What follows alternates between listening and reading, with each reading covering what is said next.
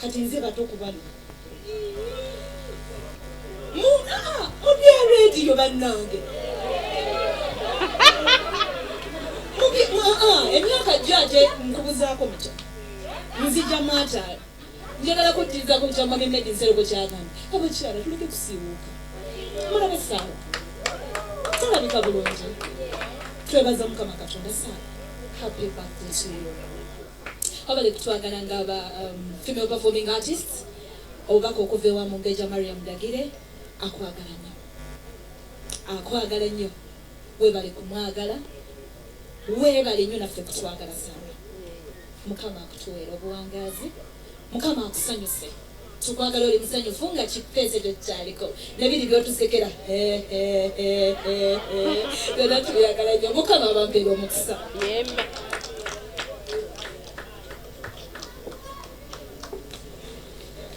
Mukama yeebazibwe Extra Digest mugoba nsonga kwetuli amanya n'eddoboozi nze Ibrahim Mukasa nkwanirizaako eyakatwegattako akadde kano onako lwaleero akadde kano tusenzidde mu bitundu byebweyogerere era nga wano tukyaliddeko omukyala amanyiddwa nga sarahkabenge mukozi wa radio muzadde maama ate businesswoman at the same time. Of course onako lwaleero lwanjawulo nnyo lunaku lukulu nnyo mu bulamu bwe omukyala ono ebigambo byange ono abinzije mu kamwa byonna n'abyogera naye mu byonna oli muntu mulungi weebale kubeera muntu mulungi omuntu omwagazi tetukwogerako bintu bino nti kubanga wooli tuba tunadde ebbali nga twandyogedde birala naye ekyo kyoli otukoze bulungi mu kisawe ky'okuyimba ffe nga abawandiika ennyimba bwe tuziwandiika ne tuziwa abayimbi ate bw'okulaakulanya abayimbi naffe tuba tukulaakulanidde omwo naye Mukama kukole bulungi ayongera okukusanyusa sina bigambo birala weebale kutuwa mmere nnyingi bweti ne tukkuta nnyo ne tubulwa n'emirembe olw'omukkuto tusaba Katonda akukolera ebirungi byereere Mukama kuume.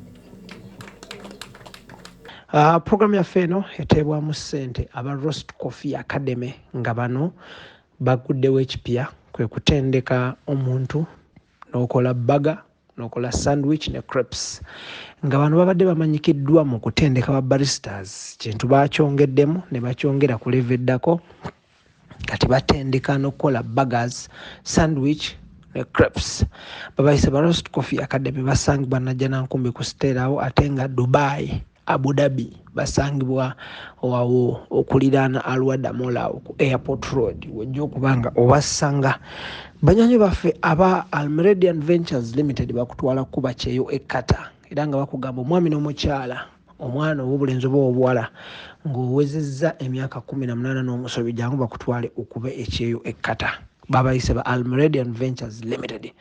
Yes, olunaku olwaleero lwanjawulo nnyo omukyala amanyiddwa nga sarahkabenge ajaguza emyaka 20 beddu mu kisaawe ebyokuweereza ku radio. Omukyala ono akolera ku radio emanyiddwa nga Radio 2 abasinga gye mmanyi nga akaboozi ku 2 mu kibuga Kampala wakati awo ku Duster Street we basangibwa era ng'omukyala ono aweereza ku radio emyaka 20 aweereza program emanyiddwa nga weeroboze buli lunaku olwa Sunday nga muno mwakubira ennyimba ez'akabi eza bandi era nga mukyala omulimu guno agukoledde ebbanga ddene okupromotinga abayimbi okutumbula ebitone by'abayimbi ba Uganda okutwaliza awamu olwaleero luno lwawezezza emyaka 2 ng'ali mu mpeereza oba ku mpeereza ya radio.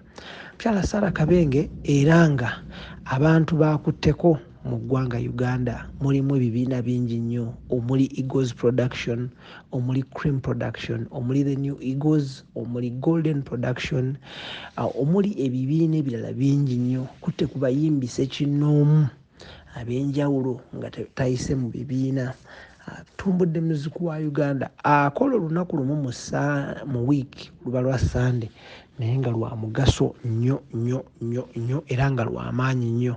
Ye mukyala amanyiddwa nga sarahkabenge. Of course omukyala ono ebbanga lyabaddewo akoze ebintu ebyakabi, akoze ebintu ebyenjawulo, wabula nga abantu basinga kumutegeerera ku bwa stage manager mu bivulu by'abayimbi, nga kwotadde n'okuyimba nga kola obwa stage manager ku bivulu by'abayimbi bangi, nga kwotadde n'okuweereza ku radio n'akuba ennyimba z'abayimbi ab'enjawulo. Omukyala ono sarahkabenge awezezza emyaka 2 ku radio, emyaka 2 nga talina muntu yenna gw'akosezza, emyaka 2 ng'akubye music atutumudde abayimbi ab'enjawulo ku radio, emyaka 2 ng'aweereza ku radio, emyaka 2 nga asitula ebitone by'abayimbi mu ggwanga Uganda. Ye mukyala amanyiddwa nga sarahkabenge. Ate ng'era olunaku olwaleero still lwanjawulo nnyo nti ajaguza birthday oba amazaalibwa ogw'omulundi aga 50. Mukolo gwa njawulo nnyo, mukolo gwa maanyi nnyo, mukolo mulungi nnyo, buli kimu kitambula bulungi nnyo. Ye mukyala amanyiddwa nga sarahkabenge. Okwongera okutereezaamu oba okutegeeza nti omukyala ono ebbanga lyaweerereza ku radio y'omu ku mannya amatono ennyo mu ggwanga Uganda abeebuuzibwako ku kisaawe ky'ebyamasanyo, ku kisaawe ky'okucakala, ku kisaawe eky'okutegeera endongo, naye nga endongo agitegeera aweereza radio. Bazudde talents empitirivu nnyo ng'akolagana ne bamanagers b'abayimbi bangi nnyo n'abaddukanya ebibiina ab'enjawulo. Eyo nga nkugjeeyo njagala nkuweeko fiiru y'omukolo oguwulire butya bwe gutambula, tovaawo. Bassebo ne bannyabo nsanyuse nnyo okubalaba, mwebale nnyo kujja mu bungi bwe muti ku mazaalibwa ga maama wange, maama waffe nga awezezza emyaka 5. Nze mbadde wano nga mugamba mbannange nkaddiye. Maama wange ono oba maama waffe ono yatuzaala tuli abaana 2. Omukulu ye Senabulya Martin Mande, atasobodde kubeerawo wano naye nga twayogedde nasindika obubaka obwebaza maama era obugambo obuwomu nga bumugamba yeebale nnyo, yeebalire ddala byonna byamukoledde ne byonna byamuyambye, era obubaka nsoose okwagala okutuusa obwa mukulu wange. Nze kino kyegenda okwogera tukigabana ne mami wange, mami Emma, nze Mugalanda oba nze last born. Katusabe oba wayinza okubeerayo kubayo nnyawo Joseph, kubayo nnyawo. Saagala banzaalo kukereero. Nze last born. Kale tomanya ino ebintu bya mukama. Last born sofa. La sofa tomanya. Mukama atubeera n'entegeka zaffe naye mukama yasinga okumanya. Ekyo si bwe kiri? Nsanyuse nnyo, nsanyukidde ddala era nsanyuse nnyo okubeera nga nange nsobodde okubeera wano. Bwe ntandika okwogera ku maama wange oba maama waffe, bingi bye nnyinza okwogera, naye ebisinga olwedde mubimanyi kubanga tewali mukwano gwa mami atamanyi. At least buli omu akimanyi. Nze omu ku ba best friend be era tugabana bingi.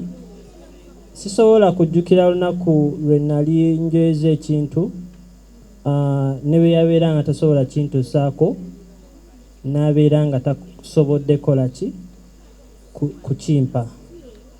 Wabula memories gye nnina ekyasinze obulungi ate we nasingira okulabira ddala mbu omuzadde abeera muzadde era omuzadde abeera ayagala omwana we. Waliwo muganda yali ali mu senior 2 e Namiryango, kati ng'era omuzadde nga vidiyo etuuse yazuukuka kukeera kufumba, kati omuka ne guyitirira mu nnyumba. Nze mbeera nzija n'enkola kusinga, so nansitula nanteeka no mu ddiiro nanjiira amazzi, nagenda ozuukukangaga Mukama Katonda totwala mwana wange, Mukama totwala mwana wange. Awo ekyo kyekimu ku bintu bye nsinga okujjukira ekisinga okundaga mu bannange, mukwano gwa maama tegusangika nga bwe bakiyimbako. Mami, kino kyosiba nkikugamba, I love you and take care. At least I'm blessed to have both my parents still around, so, and especially with my mom and also with my dad, I ensure that at least when we were to marry Simu, I let her know that I love her, and she also lets me know that she loves me. Sinzo mwagalako ali very determined, bw'asalawo mbu agenda kukola ekintu ekituufu kiri nti oba tokyagala oba oyagala oba owulira omugambye bityambu takikola, she will definitely get it done. Mami, bingi bensobola okwogera naye ne bitaggwayo. Kyesinzo okwebaza, okusaba era n'okubeera ng'osinza nnyo Mukama, era nga njagala, sina kyenjagala okyuse, sina kyenjagala oyongereko, wabula weeyongereyo kola by'obadde okola. Mukama kwatireko. Happy birthday, Mami, love you.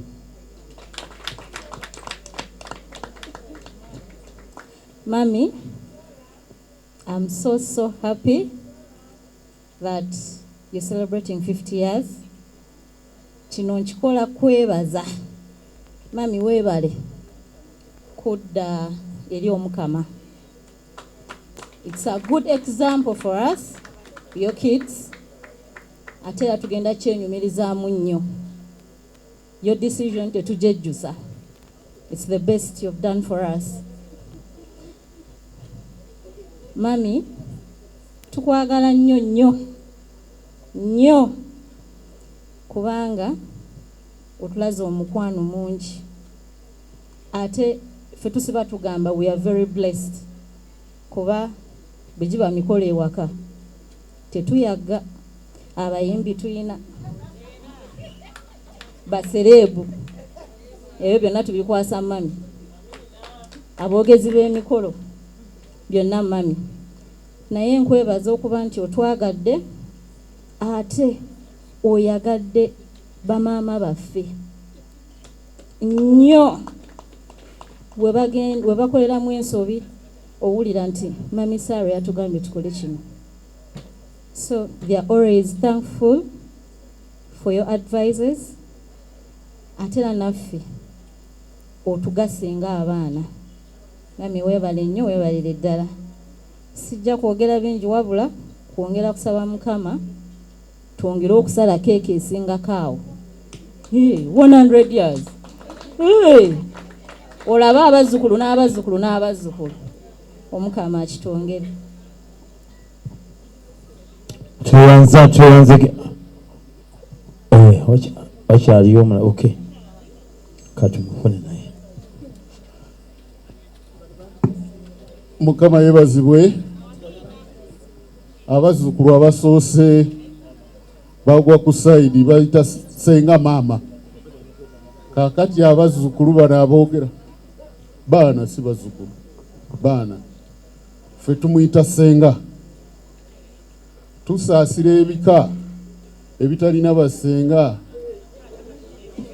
abalungi abafaanana batyo, ate abasanyusa nga senga ffe gwe tuyita kaboozi.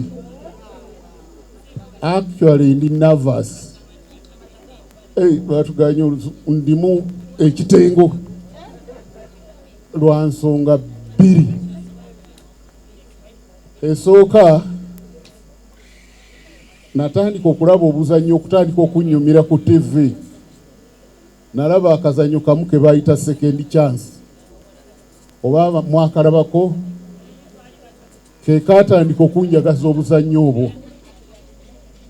Naye bwe ntunula ku mmeeza eno kuliko abantu babiri Katonda be yawa second chance.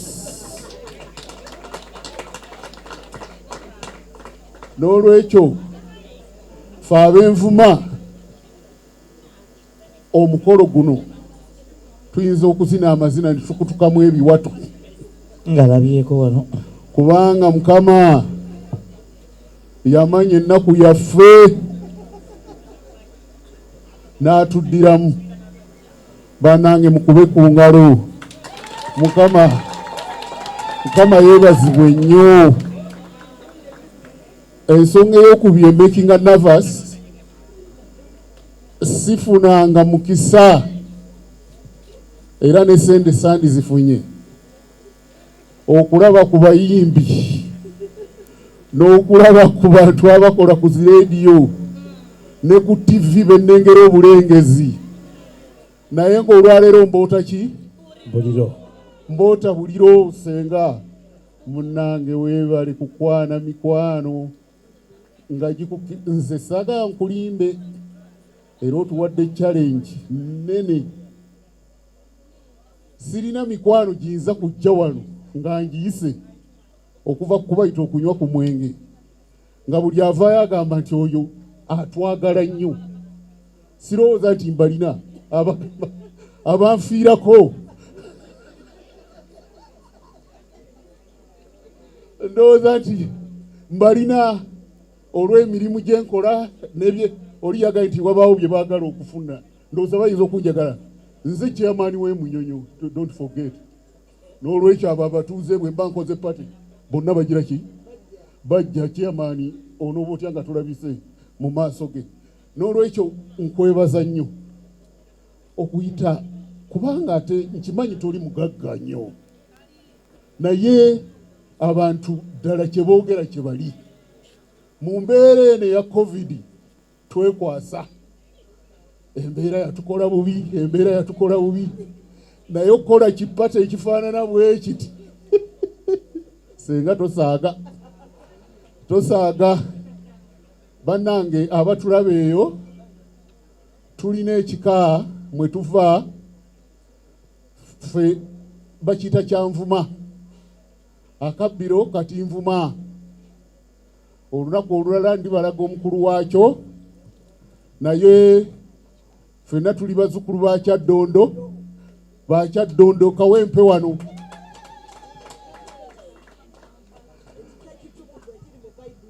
Waliwo oba agenze bano abakola mu State House Emmengo. Waliwo abakola mu State House Emmengo. Kyaddondo ssaza lyaffe ebyaffe bwe binaaba bizzeewo mujja kutulaba nga ffe tuli kulembera. Kaggo munono yalinga wanvuma era nga yatwala essaza lino okuviira ddala mu mwaka 2000 Kintu bwe yava Essese n'ajja oli obwakabaka e Buganda.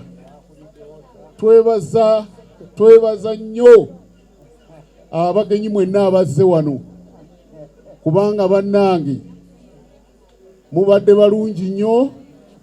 Musapootinze senga waffe naddala mu biseera bye yayitamu. Waliwo ayogedde nti bw'oba tewalina mikwano mu biseera bya COVID wasigalayo. Osanga abantu bangi bandiwonye naye tebaafuna support gye baali bateekwa kufuna ne bafa. N'olwekyo twebaza Katonda olw'okuba tulaba ku senga ono nga yeebaza. Ekirala ekikulu ennyo senga weebale kujjukira kwebaza. Weebale kujjukira okwebaza Katonda olw'ebirungi bye yakkolera. Baabawo yatuyita ndowooza waliyo ekayunga ne tunyeenya kata tukutukemu ebiwato nga twebaza Katonda olw'ebirungi bye yatukolera. Katwongere okusaba Mukama omulungi Kiwa Mirembe gw'odidde ku meeza Bikira Maria omwagalwa omusaasizi w'abanafu akwongera amaanyi akwongere n'obwagazi okole byonna bye wali tosobodde kumaliriza omalirize bye wali tosobodde kumaliriza kubanga yakuwa second chance. Mukama akuume. Thank you. Yes, eyo yembeera gy'oli mu kulaba. Eyo nga nkujjayo njagala kutegeeza nti banywanyi baffe aba Sarahkabenge Shipping Company be batuteekamu ssente. Sarahkabenge Shipping Company basangibwa ku Arua Park ekizimbe 14 Plaza, basaabaza emmali y'abasuubuzi from China to Mombasa. Ennaku 18 zokka. Weekwate Sarahkabenge Shipping Company. Ate nga banywanyi baffe aba Posh Properties Limited abasangibwa e Bukoto, bano baabakana n'omulimu gwa kuguza nnyumba nzimbire ddala nga kwotadde n'okuzimbira. Babayise ba Posh Properties Limited era nga basangibwa Bukoto awo. Bakubire buli kimu kitambule bulungi nnyo. Abantu ab'enjawulo beetabye ku mukolo gw'omukyalo ono Sarahkabenge, abayimbi ab'enjawulo beetabye ku mukolo gw'omukyalo ono, abagenyi ab'enjawulo, abantu ab'enjawulo okucelebratinga naye amazaalibwa g'emyaka 50 nga kwotadde n'emyaka 20 mu radio ng'aweereza. Tatwalibwangako mu kooti, tasibwangako, tayitibwangako ku bitebya, aweereza ku radio nga buli kimu kitambula bulungi nnyo. Weewaawo eyo nga nkugjeyo abantu abenyumiriza mulimu guno y'omu ku bo nti asomesezaamu abaana, akoze emikwano, akoze ebyakabi mu mulimu guno. Abayimbi abayimba ennyimba z'ekika kya bandi be bayinza okuvayo ne bakunyonyola omukyalo ono ettaffaali lyabataddeko ng'ayita mu mayengo oba ku radio. Mukyala Sarahkabenge eby'okumwogerako ebirungi bingi nnyo nga gye nkomezza era nga watandise kumuwaana obudde buziba ne bukya. Mukyala amanyiddwa nga Sarahkabenge.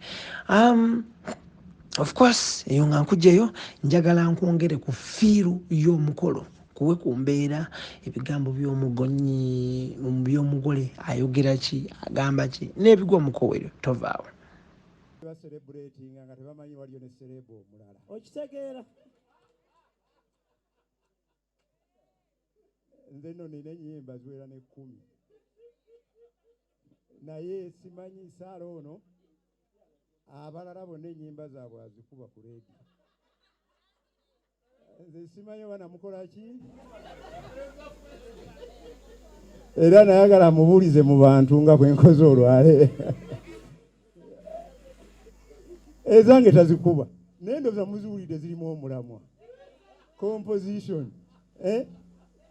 naye njagala okubakubira omulanga bannange kubanga mmwe mwansookayo ate mmwe muli mu media ate mmwe mwayakadda nange ennyimba ezange muzipromotinge bampitengako ku mikolo nange nkwate ssente nange nkwate kuki ku nusu. Singa omukolo guno kubadde gwange naali bakoleddemu wano show neekwata omuliro ne mulaba naye si gwange mwaliwulidde ennyimba mmwe. Naye njagala kubasaba nti bwe mubeera eyo ku radio stations ez'enjawulo nange bannange munzijukiranga nja kubaguza nja kubawa ka CD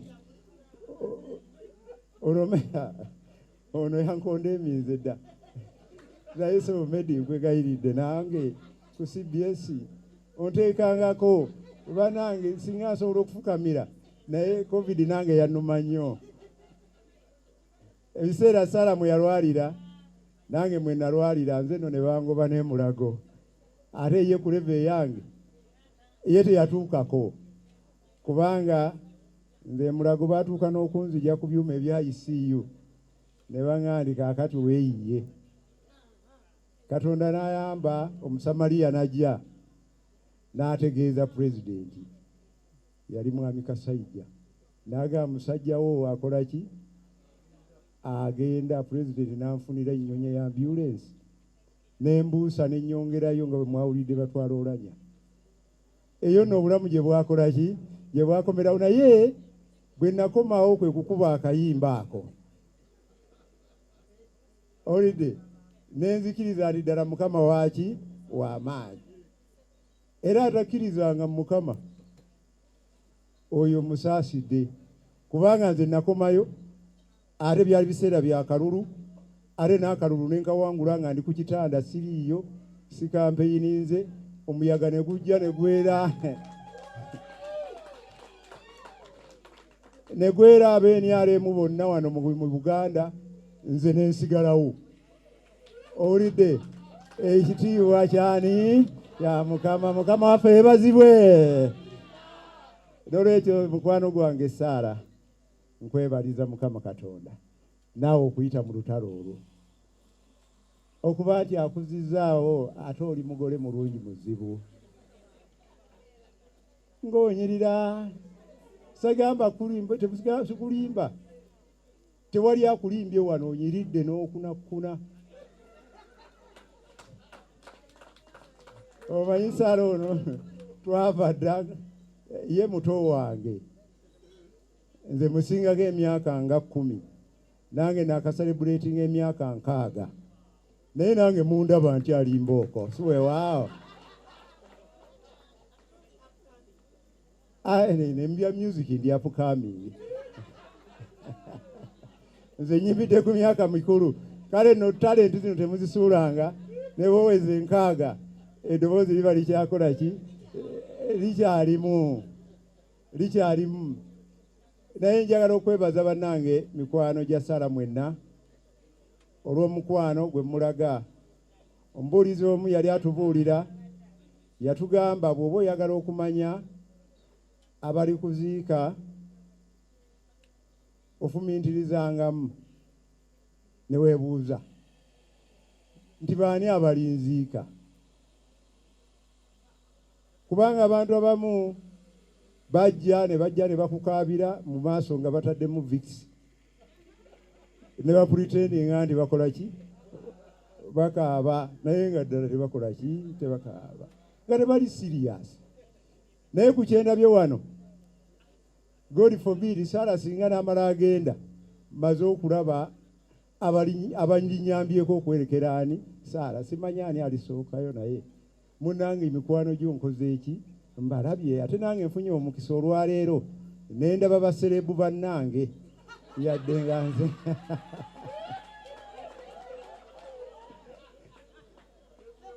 yadde babadde tebamanyi nga nange sibamanyi oluusi nkolera emikolo egy'ebyobufuzi eyo Kayunga gye nva ne ŋŋamba Saara kyowayi Saara gwe omanyi abayimbi bangi tolinaayo bakisa bayinza kunkolera bwereere naye munange teriiyo basobola kunkolera bwereere ate ye bamukolera ki bwereere ne babeera wano ne batuula ssaawa yonna naye nze baŋŋamba miliyoni meka 5 meka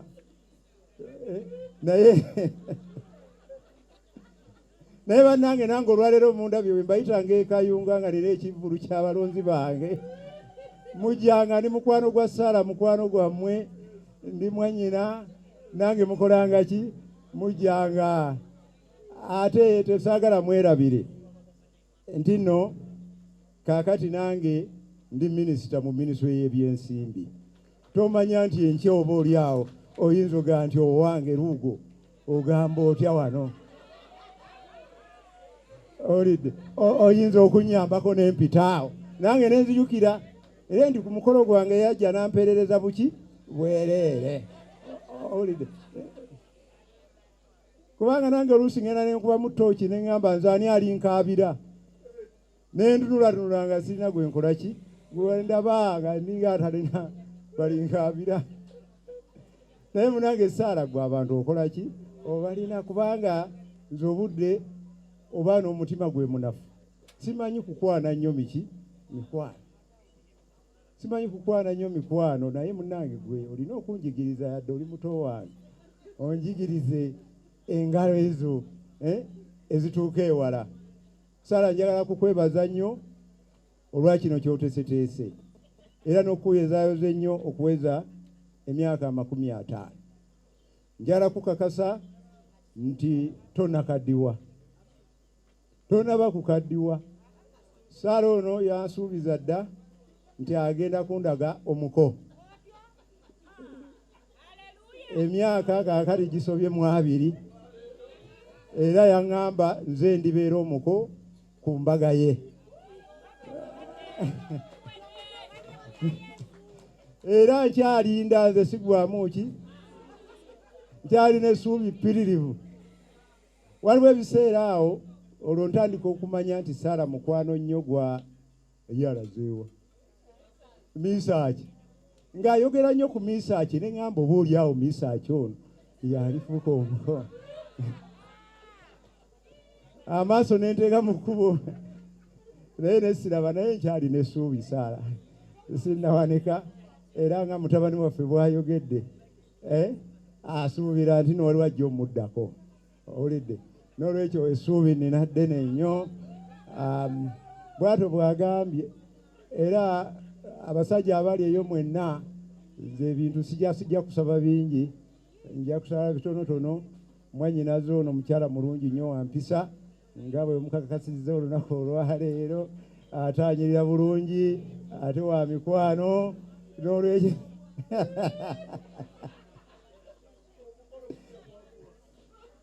kakati bannange ebigambo byange si bingi, naye njagala kuddamu kubeebaza olw'okubeera awamu naffe ku mukolo guno.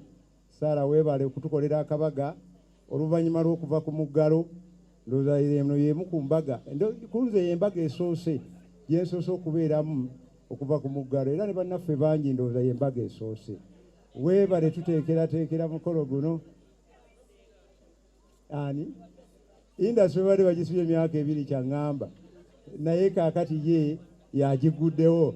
Indasitule y'okweyagala yagikoze eki, yagiggudeyo. Ffe mu byenfuna indasitule yammwe eno tugyagala nnyo kuba mwe tusinga okukuŋŋaanyiza emisolo.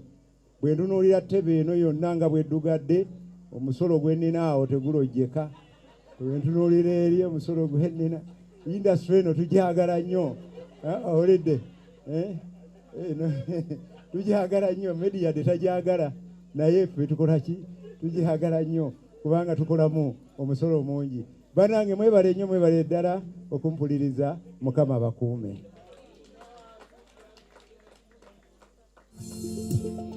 Abeera omu ku babuulizi oba abansabira, abatambizi abasobola okutambira emmisa eno. Naye mba njogera ne mutabani wange ali mu Boston, bamuyita Bruno Semanda. Nemugamba negomba nnyo Father Kibi, naye oba mutuukiridde ntya? Ate yansuubiza okuntwalayo ate tantwala. Nengamba sigala ku ssimu. N'agatta ku Father Kibi. Namugamba Father Kibi ayagala emmisa. Father Kibi naga kanjimu. Nabuuza naye tugiwaani. Ko yetu sarahkabenge. Ono wakaboozi. Kiki kye mucelebrate gekyo. Koze myaka 5 taata. Yatusasa nnyo. Ebigambo yayogera bingi mu ddakiika zaalinga 10.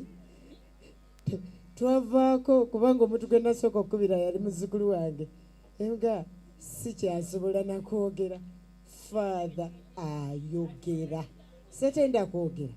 Father ayogera. Naye ekirungi kya byonna, Father akkiriza tuwaki emisa.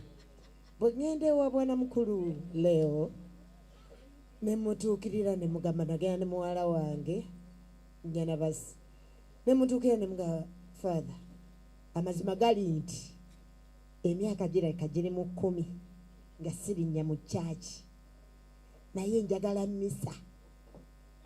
Nantunuulira ati ne mugamba naye mu byonna kye njagala, njagala nzira eri Katonda. Byonna mbikoze, byonna mbimazeyo. Father nkusaba nfuna amasakalamenti. Nkooye akantu ako kemwogera ati abakatulika abakoze eki? Abateekese bokka. Kale nga nange ndi mukatuliki. Father nagamba omaliridde. Emugamba maliridde. bw'otuuka ku 5 bw'otandika okunoonya ebirala biba tebikyakola ki tebikyali byamaanyi. N'aŋŋamba kale father teyampamu buzibu bwonna, yakkiriza bukkiriza n'awandiika olunaku. N'endowooza asaaga nenziramu ne mugamba father ompadde misa oba? N'aŋŋamba onna mugenyi ki? Father kigonna omugenyi koze ekyalowooza ku father kibi. Naga essimu terimu wano nambe mukubidde naye ye yampeerawo emmisa. Awo ne ntandika okumanya ti omukolo guno gujja kubeera mu ki mukisa kuba kasita yakkiriza ne mmanya nti byonna nsobola. Badde njogera nnyo ne Stacia muwala wange muzzukulu wange nasula ne ntera omugamba naye oba omukolo tugusazeemu. N'aŋŋamba waliwo akusinga okumalirira ojja gukola. Naye nange ne mugamba nange ngwewulira ono ojja gukola. Ne ntandika obbakubira essimu omu ne mbagamba kaadi zijja naye nga ne kaadi gyezijjira sizimanyi gyezikola ki gyeziva. Naye nga mbaga kaadi temufaayo zijja. Lindi awo ng'omukulu gwe bayita Yosefu bali ku ddembe nga ŋŋamba oyagala kaadi mmeka? Ko nze njagala 10. Nanga mpereza ku bifaananyi bye byonna era balabye ku kaadi eyo namuka ekifaananyi ekyobuto kyekiri ku wine nembeerako n'ekifaananyi nga nkyali ewaba taata waba Josefu nembeerako ekifaananyi nga nkyali ne bahereni wetwazimbira awo ennyo nembeerawo ekifaananyi kyaki kyakaakati. Nemwebaza nnyo ne mugaba weebale kumpa nenkubira Brenda omutimbi ne mugaba Brenda njagala kuntimbira. Nangagwera manya nti buli kimu kyonna kye bayita entebe emmeeza tenti kutimba kwange. Ne mugaba wange Brenda tikwange nenga guno ngunena mu 5. N'amaliriza ng'era takomyeko ne mugamba naye abakolo bakola nnyo amazzi nga gali customized. Njagala ekifaananyi kyange nga kiri ku mazzi ago. Nanga sasudde. Brenda aliwa nange Brenda andaze omukwano ono. Really mbabuulire obeera n'omuntu nga tomanyi nti akwagala. Naye Brenda thank you so much. Ondaze kye bayita omukwano ne laavu na buli kimu. Ate nga n'emikolo gyonna gye muwa tagaana kubanga omukolo gwa muzzukulu wange yalina kutimbira miliyoni nga 3. Nanga asaalo omukolo gwa muzzukulu mpa 5. Ne mugaba wange mpa 5. Naleeta ebintu bingi nnyo kati namubuuza bino byoleese bya mmeka bino byoleese bya mmeka. Naye Brenda thank you so much. I love you and I'm grateful. Nali nkyali awo nengenda ewa baba wange ne mugaba naye omanyi baba nze njagala kwambala ku gawuni kwolwo ndijambala ddi. Naŋŋamba owulira muli gy'oyagala koze ye yagala bakayane nze kyenjagala. Naŋŋamba weegezeemu enneegezaamu yasooka ne bagenda ogigiragira neebeera nga tentuuka bulungi. Naŋŋamba nina endala jagikuyita nampita. Naŋŋamba jangu weegezeemu koolwo. Naŋŋamba n'olugoye lwaki tokyusa kyusa konze baaba oyagala enkyuse. Ebyo nembifuna kubira maluusi ne mugaba maluusi njagala gomesi. Naŋŋamba jangu olonde ku mudaala gomesi njitungise era bwe gwabadde. Maluusi naye webale nnyo baba neeyazizza nnyo eyo gomesi nenjifuna. Nentandika okuyiiya ebirala nentutuka ku mufumbi. Eŋŋamba omufumbi ono naamusobola. Stacia Mayanja nasooka ŋŋamba ebirungo byonna mbisasudde. Ŋŋamba ate baba basasudde ebirungo. Ali ndi awo maama nandijja naŋŋamba esawu y'omuceere ngikoze eki. Nenga guno omukolo ngulina namukwano gwange bamuyita Daudi Bukenya. Bamuyita Bukenya.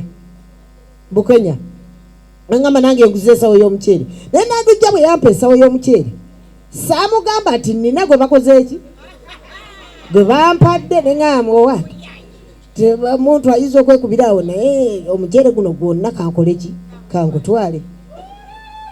Nali ndi awo senga Salima oba mwenna mummanyi naŋŋamba tuyagala amatooke ameka nga kugire mu lusuku.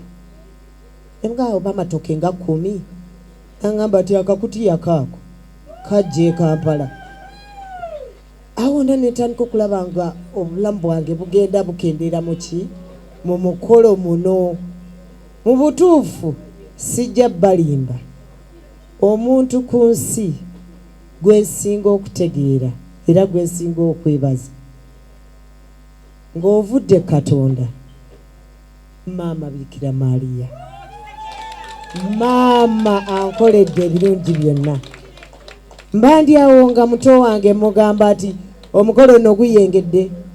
Naŋŋamba ati aa keeke. Mubuuza wange ti keeke njinina. Thank you, thank you, thank you. Kubanga atunulidde keeke neŋŋamba waawo. Neeyazizza okunjagala. Omanyi oyinza okubeera ne muto wo naye nga takwagala. Naye bwe mba njogera ku my best friend, she's my best friend. N'oyimiryeko mu katundu ako bwe nali fa ku Lifelink, waliwo kazini waffe yajja n'abagamba bye mujjanjaba Saara tebiriiyo. N'amuzza ebbali n'amugamba ekyamazima Saara yafunye COVID. Kati bakyogera Emma teyajja kukola ki? Omanyi waliwo ebigambo bagamba ogwo munanaasi.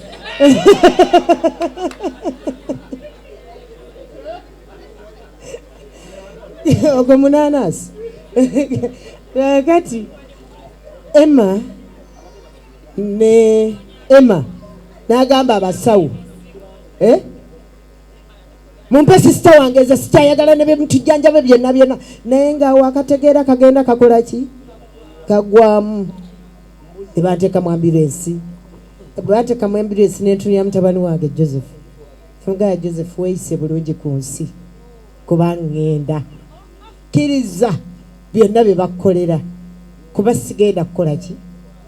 Emma n'agamba ebyeyogera byaki fesesagala naye abyogera bwakyuka ng'alowooza simulengera bwakyuka eri bwabwe atukanaakaaba n'akomawo n'antunya togenda kufa. Ambulensi n'ezidusa paka wa Nakasero. Bwe yantuuse Nakasero olw'okuba nga yali akola Nakasero sijja balimba ti waliwo abasawo banneetalako nga ninga obaani nga buli omu Emma sisita wabadde mukube kino mukole kiri. Thank you so much. Nasiima. Nzira ku taata wange ate brother wange. Biru yali nnene. Kubanga baŋŋamba kubirako ba artisti, kubirako aba radio. Engana naye kyemmanyi nti famire yaffe okusonda tekukola ki? Tekubaamu. Neneegumya nno nga nange ŋŋamba bazinaavaawa. Naye Martin kafukamire nako ddala wadda mu kifo kya taata waffe wasasula biiri yonna nga tewekanyiza. Mwami Nkalubo kasigale wansi. Mwami Nkalubo naawe nkwebaza kubanga naawe biiri wagisasula teweekola ki teweekwatamu kuba bba wa sisitawo bwe twatuuka ku Lifelink ne batubala omufulo guli awo n'agamba kiki ekisinga obulamu ssente n'aziteeka ku mmeeza era nga omulabe bwazinjiwira awo n'aziteekayo neŋŋamba bali bamugamba ngende mu olukalekale aga no sisita omuteeke mu private nja kusasula. Neeyanza nnyo Mwami Nkalubo neeyanzize ddala. Martin ne Mwami Nkalubo mwebale nnyo mwebalire ddala. Ani ankwatako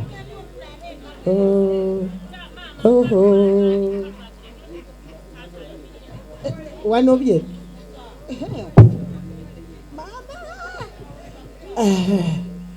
eyo ng'avuddeyo ngenda kwebaza omukyala gwe bayita Florence. Emirembe gyonna abantu bambuuza gwe ng'olina enviiri ez'enjawulo, gwe ng'olina kino. Florence, omutwe guno buli bwe mundaba buli kifaananyi kyolaba okuva baddi, kubanga nabagayenze bwenjagala babagaye bwenjagala njagala seekwasa ne bagamba ati babya style nga temulinze nteekawo buteesi muki. Florence mukyala Kiyimba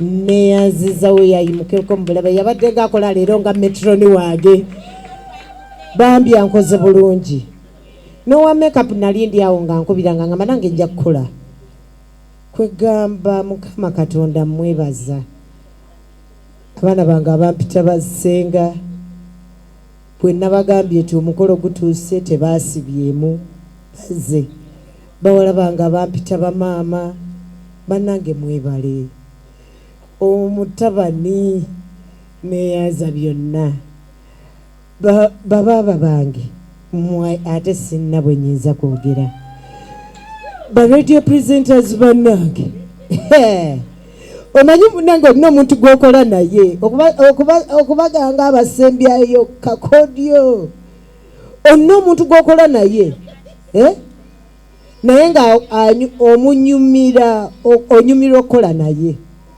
Abantu batugamba nze ne salary amaloboozi ki tebatwawula. Salary neeyanzizza okunjagala kubanga waliwo munna akwagala naye salary akola ekintu kimu baba mbuuza ng'agenda mu liivu ani anaatuula mu programu yo abagamba ekigambo eki bw'ataba Kabenge kale liivu kangisazeemu. Neeyanzizza ate ezo zonna zibeera ki sente. Neeyanzizza Dembe Zaina. Wow. Dembe alaba ekiwala ekite ekyajja talindye bambi kale yatusangayo kitaawe era kati mwe mulabaga era bwebyo ebiganduula bibikka bingi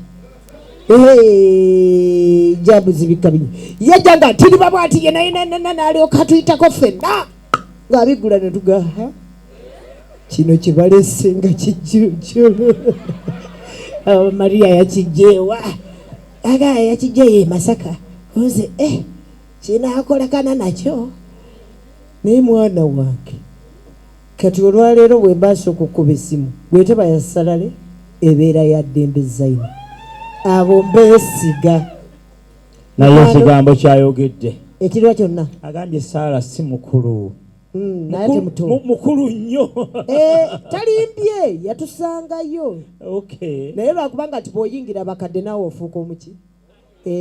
Zaina kyayerabira kubanga kati naye okola naffe kubanga kati Zaina tojja kulimba bantu tiwatandika okola ku radio ng'olina emyaka 10 era watandika oli mugulugulumu kakati bwe tugattagattako abiri gano naawe sigga mutonyeera era mwana mweta nasulamu ekintu layini yo gy'okoze ku makya ngizeemu.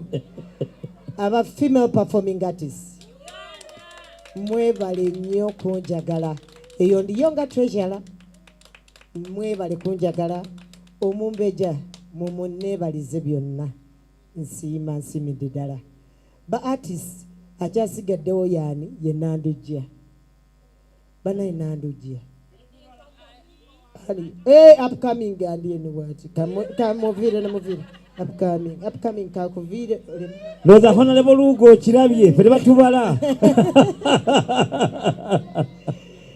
manangere kamba bulide nina akantu kamu mukyala Nandujja katayinza kukkiriza ti nakamujjako kasigala mu mutima naye nagamba ati bwe ndifunayo abantu abangi ndikyogera amanye nti nakolaki nasiima lwali olunaku olwo nga mukolera lonkiye nga ntambuza nzeeno tugende tulabe Mr. Mugundi tugende tulabe ono neekola neŋŋamba owange amale gakolera abayimbi bano mbutuufu mulimu abatansasula Nene nguma nenga wange ebimu okolera Katonda bandi olumu mu mmotoka nga lonche wedde tetwafuna nnyo nenga ne bwatansasula njaguma nga mpita nga ngaba jangu najje njagala okutwala ku biki nga ntwala wa tikale tuve wano tugende bannange njala nanjujja yampe baasa yampe baasa nenjisumula nga ziri milioni 2 nakaaba nenkaba nakubira omanyi ebintu ebisiga nnyo byengamba nkubira station nemuga station ono gwe nnukuliranga looki yekka abalala kisigera kuddeyo bakule omukazi abadde milioni 2 bannage nangamba omanyi station ayagala nnyo sente naga zije noneko nemuga ate tutandika wekiriza bampadde era bw'omulabangako muneebalize mukyala Nanduki weebale kubanga omuntu nga artist okusasula bw'ati aba akijje ku ntobo yaki neyanziza neyanzeege bannange nina gwe neerabidde sisuubira nebaza Betty Nakityo nebaza atino muzzukulu wange ono ye buli lunaku bwe tutayogera bw'aba tajja kwebaka bulungi bwa bbaawe tulina okwogera buli lunaku jjajja teekamu kano yambala kalike kajja okusanyusa jjajja kano kakole kikole ekyo kikole sina kyeŋŋanda omwami n'omukyala kaaya balabika baagenze banaaki omanyi mulimu emikolo gye tufuna obukulu n'ogamba nti tufunye gyaki naye omwami n'omukyala kaaya bakwano neebaza nnyo nagambye station ati emeeza eyo ogiraba munyambe omukyala oyo mumutwale ku mmere afune emmere n'amuddiridde ono ye Maria Bukojja oli ye mukyala Sylvia Semakula banange leka mbabuulire omuyinza ogamba sente teriiwo sente diriwo naye sente bw'ebeerawo munno n'aleka konteyina ye gy'atikkula olwaleero najja ku mukolo gwo omanya munno mukyala Semakula neeyanziza zaani ayandibadde mbayita bagagga b'emmanga okay mbayita bagagga b'emmanga kubanga nabayingiramu senga sirika njogereko mbayita bagagga baki b'emmanga saamanya nti nali nsobola obbajyamu naye mukyala Sylvia Semakula yabandaga ate bambi ne banjagala n'omutima ki Maria Bukojja ankoledde ebirungi bingi bannange esiima amiina oyo nno simula mwami waffe mwami waffe kati ate omwami tasobya era kati saagala amwogerako mwami takola ki mwami tasobya kubanga nze senga w'ensonga kati omwami tasobya bannange agi mwena aliya Sara wabula mwena batadde ku kadi muba butajja mbadde njabata mukyala Pros Katende bawala bange mwena the Bugolobi family you're so lovely baagala nnyo omwami owa kofi bannange tumwebazeeko oyo mutabani wange coffee ali very expensive ali ku milioni 4 n'ekitundu naye aŋŋamba senga atenguwa senga aba atenguwa waaki omukyala omufumbi Daudi Mugambwa thank you so much neyanziza nnyo omukyala omufumbi ne ttiimu yo yonna mwebale nnyo mwebalire ddala ebyuma bino babimperedde ku bwereere essula yaŋŋamba bugambi nti ebyuma byoyagala ebyuma bibi ati omuzzukulu aleese obuzibu naye kasa ne mukiwanvu bulungi ansireko ebbali ekyebakoze kyekigwanidde bannange mwenna abazze mbeebaza neebaza Katonda ansobosezza okuweza emyaka 5 neebaza Katonda ansobosezza okuweza emyaka 2. Radio si nnyangu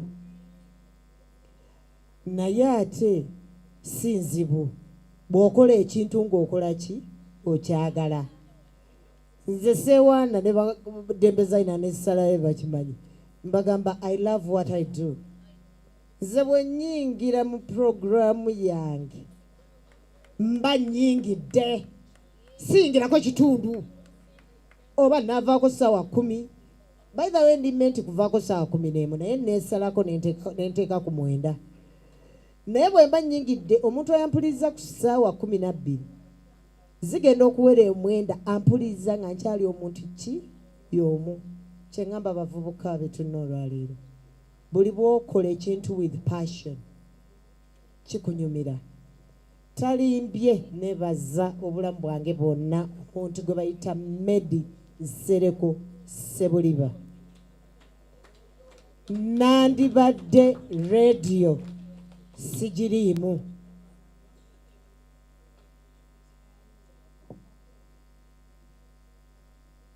Nandibadde radio sigiriimu.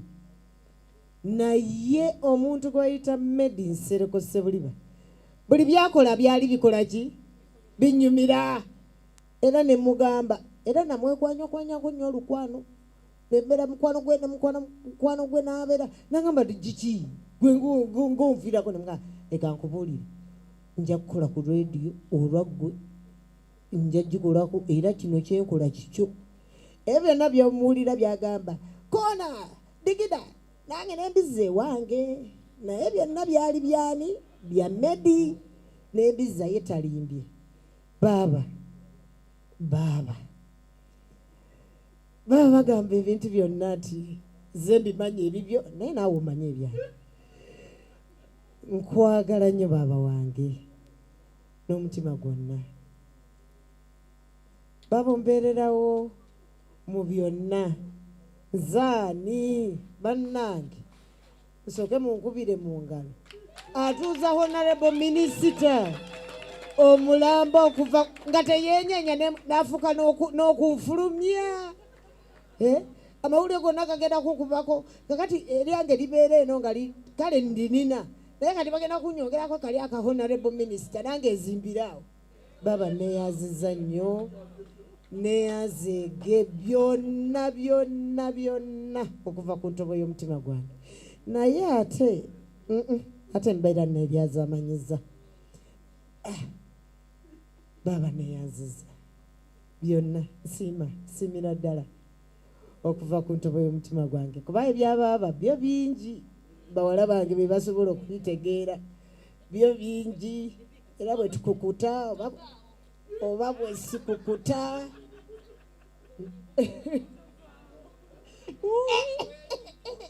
banda beefukamirira baweddeyo labwe nga beefukamirira baweddeyo nga senga wange sinaba mufukamirira. Senga ndowooza gononsonyiwa. Senga neeyaziza ondaze omukwano muyitirivu onkoledde buli kirungi kyonna ompa budde. Bannange mundaba olumu nange siri mwangu. Bannange saagala muntu agala ndi mwangu siri mwangu. Naye waliwo baba senga kyaŋŋamba neŋŋamba akyogedde sina kyakukola ye senga. Neŋŋamba oba senga takikoze nandibadde nkola ki muddamu. Naye senga neeyaziza buli kyenkuba essimu nenkugamba senga nfunye kino nompabula noŋŋamba kola bwoti. Bwe nkola kino noŋŋamba kola bwoti. Bwe nkola kino noŋŋamba kiri. Ngenda okusembyayo nga nebaza. My lovely Joseph, come.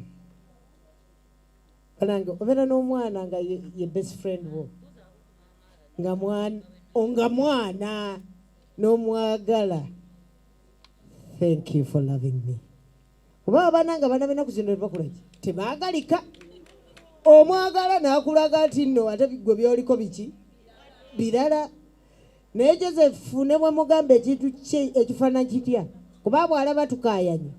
Nze reactions zange ne Florence azimanyi. Nze bwe mba nkaayana n'omuntu ku ssimu nampitirirako ng'essimu nkola ki jijjako kubanga yange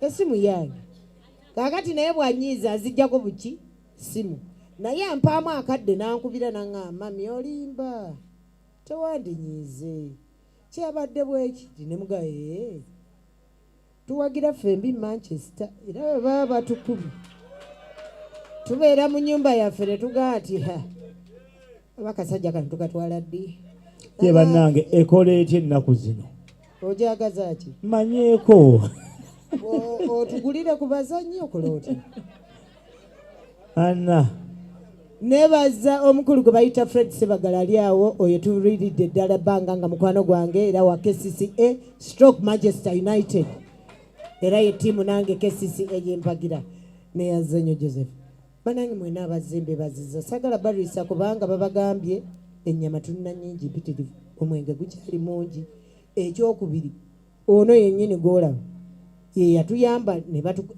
tutudde ebweru naga bannange ikonomi efa abantu bali sibalina ikonomi enfaako mubate oba mwagala temukola ki omukulu ate n'agamba ati ate bweva ku minisita wange ng'agambye mbate nzaani bwatyo kati tuliwa bweru twasimbudde naye si munaanasi kati banange neyaza mwenna mwebale tugumiikiriza mwebale kujja bakwano bange mwenna mbadde mubeebaza mwenna baba baani mwenna mukama bankuumire nebaza katonda kino kyentuuseeko olwaleero badde ndoota kiroote nebaza female performing artist mubeera ng'omuntu akuwa ekirabo naye n'akuwa ekirabo kyokola ki walayi ye Bikira Maria temumanyi kye mukoze mwebale nnyo mwebalire ddala kanebaze maama ati agenda kunkolera ebirungi byonna sembyayo okwebaza omuntu gwe nakubidde ku ssaawa 7 ogw'emisana kuba kujooga nno kubanga nange bwonkubira sibikolayo endowooza buli omu abeera ne banna abamusinga nakubidde kasasa ku ssaawa 9 gy'oliita omukolo nagutegeera ati kwolwo omukolo gwe nategeera edda 11 bwe bazaala ndyoka nkwata essimu wange mwami kasasa oliwa oza senyiga alikuuza nangamba senyiga alikuuza atwala oza naakutwalirawa ogenda kukola enkya nangamba wa koza ekya mukolo gwange pesa myaka 5 naye kazaakaza nno naye nga nange oli yandinkubidde ng'ekya gwe mukolo nza omuwalabula naye nanyumiza banne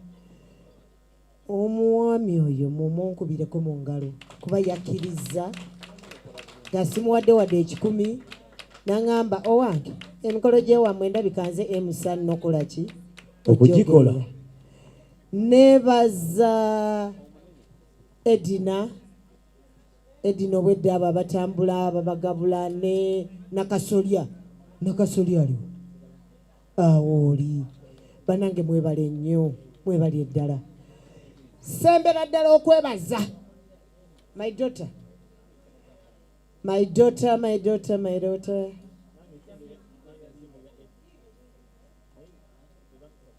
banange kale height si yeeyo naye muntu agigumira ate akyakula ono yennyini nga tuvudde ku Florence tuvudde kwani but she's my best friend ye muntu gwenkubira nembuulira nekiryoba wa engamba era Florence amuwalana nnyo kubanga mugamba nemugamba tinaye fa koze ntya nangamba ati mpaamu eddakiika 5 jakuba ku geeti yo tugende tulabe bwe tukola ki bwekitukikola mukwano neyaza okunjagala webalire ddala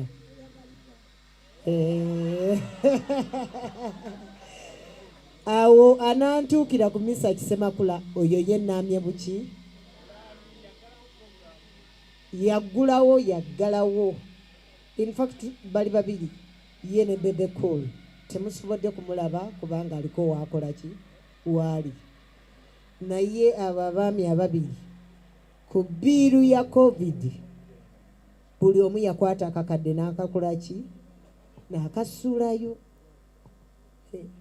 mbeebaza bonna banaye kave waggulu kubanga twagala tuzine ku mazina ate tunywe ku mwenge ye kiki ekinjogeza ennyo ng'ali ku rediyo nange bw'ojja n'onzijako akazina anjagala anjagala nga kitalo kunjagala olaba eddoboozi etali mu kasanigo olw'ekisa kye nangera mwagala salakadde mwako anjagala anjagala akitalo kunjagala anjagala olw'ekisa kye nangera mwagala nja kusembyayo bakojja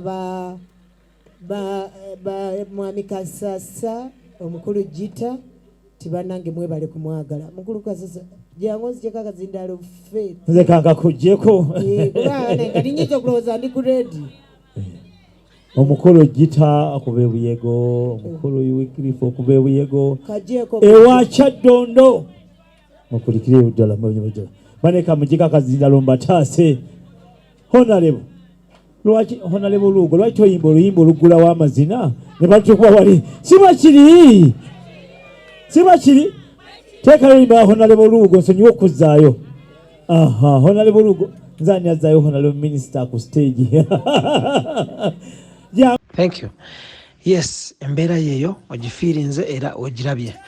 Tetugenda kubanga tusukka olunaku olwaleero njagala kwebaza omulungi atugoberera omulungi atubadde naffe negitambulidde okutuusa olunaku olwaleero njakubaza Idris Lukwago Daniel Mugoya Keith Kanabe ne Tony Senawuya okutwaliza awamu tutambudde nabo bagiise extra digest mugoba nsonga baagaliza birungi birere yakubaza ba sponsors baffe Roast Coffee Academy Almeida Adventures Limited, Posh Properties, nga kwotadde ne Sankago Shipping Company. Thank you so much. Mwebale nyuma letu. Kwatagena tu mulundi oguddako omukama Katonda abakuume.